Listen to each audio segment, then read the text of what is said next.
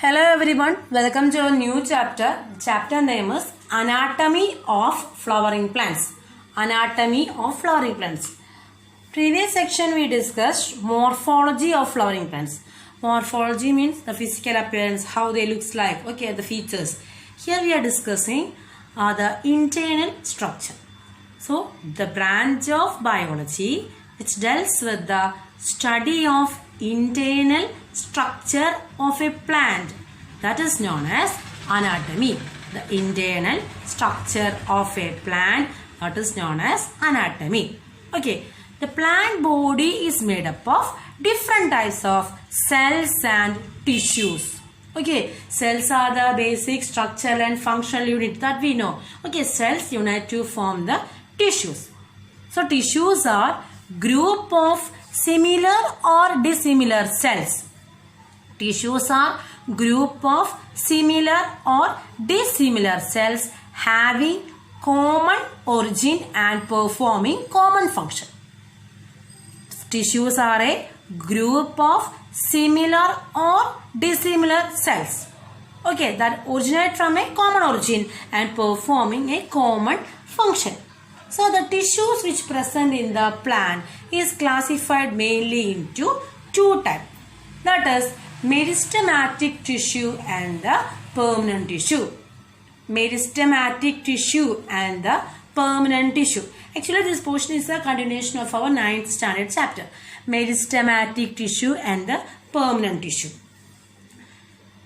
Let's discuss what are the features of meristematic tissue. A group of thin-walled living cells capable of division, that is known as meristem. Meristematic tissue means which have meristem. So what is meristem? A group of thin-walled living cells. That's very important. Thin-walled living cells that have capable of division are known as meristem. So in meristematic tissue, the cells are generally isodiametric and packed without intercellular space. Isodiametric means all cells looks alike and they have no space between each cell. Okay. Then they have a prominent nucleus and dense cytoplasm. Then the meristem, on the basis, the position of the meristem, the meristematic tissue is classified into three types.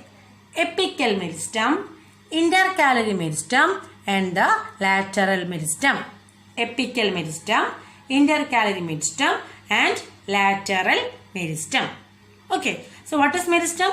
A group of thin-walled living cells capable of division. Division means cell division. That is known as meristem. The meristematic cells are isodiametric and packed without cellular space. Okay, and the prominent nucleus and a dense cytoplasm is present. Then on the basis of position and the function of the meristem, the meristematic tissues are classified. They are apical meristem, intercalary meristem and lateral meristem. Okay, so what is apical meristem? You have any idea what is apical meristem? Apex, top portion. That means that this apical meristem is seen in the, this is a picture of this apical meristem, intercalary meristem and the lateral meristem. Here this apical meristem is in the tip portion or top portion. Okay. So this apical meristem found at the apex of the root and the stem. Okay. And branches.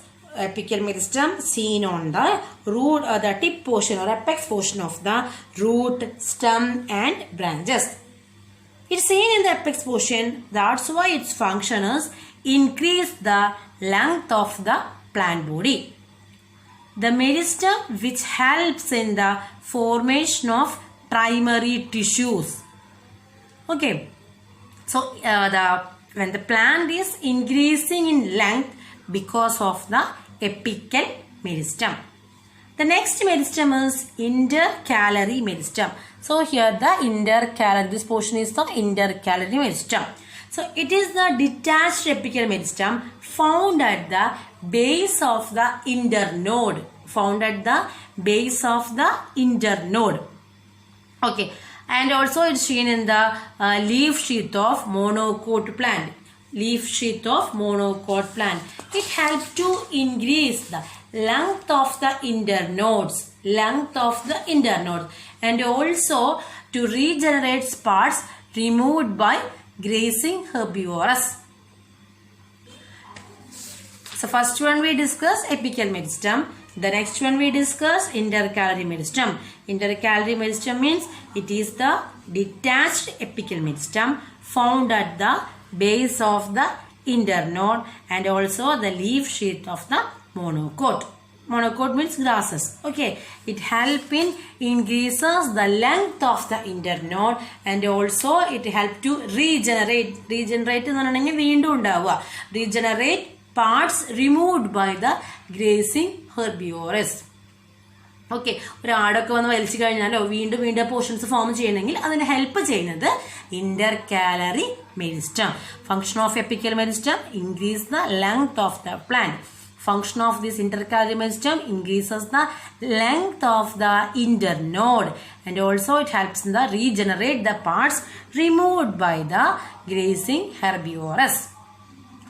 Next is lateral meristem. So in these two sides this lateral meristem is seen. So these lateral meristems are found at the lateral sides of the stem and the roots. Okay. And this help for the formation of the secondary tissues. That means it increases the girth of the stem. Girth of the stem is increasing due to the presence of lateral meristem. That means the secondary thickening occurs. Secondary growth occurs in the plant because of this lateral meristem. Example for this lateral meristems are fascicular cambium, interfascicular cambium and the cork cambium. Okay, so we discussed what is meristematic tissue. Meristematic tissue means that the position, on the position they are classified into apical meristem, intercalary meristem and the lateral meristem. Okay, what is meristematic tissue? A group of thin-walled living cells capable of division that is known as meristematic tissue, and the cells are isodiametric and they are packed without cellular space, without intercellular space, and they are having a prominent nucleus and dense cytoplasm.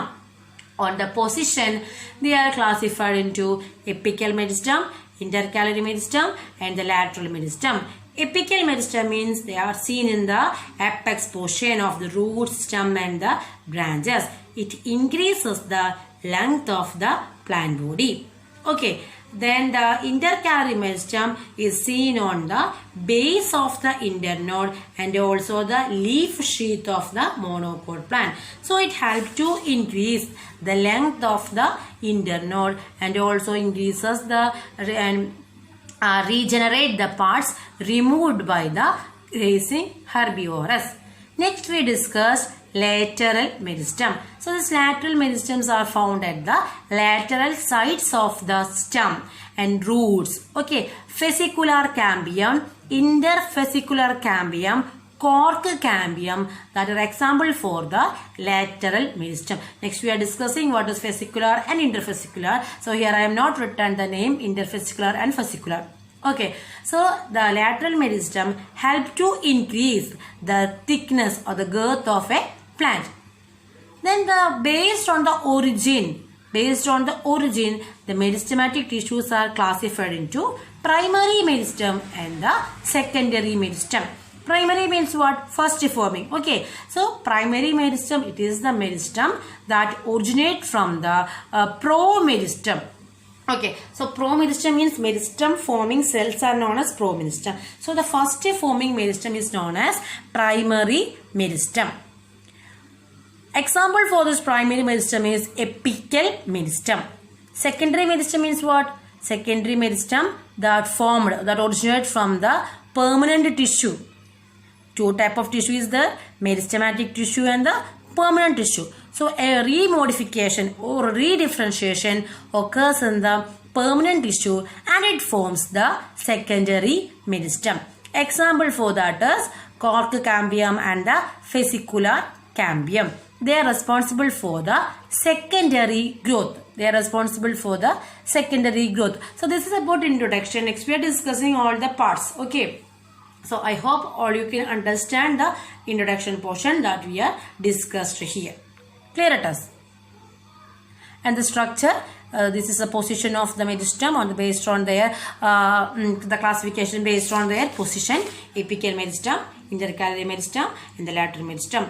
Apical meristem seen in the apex portion, intercalary meristem seen in the base of the internode, and the lateral meristem is seen in the sides, lateral sides.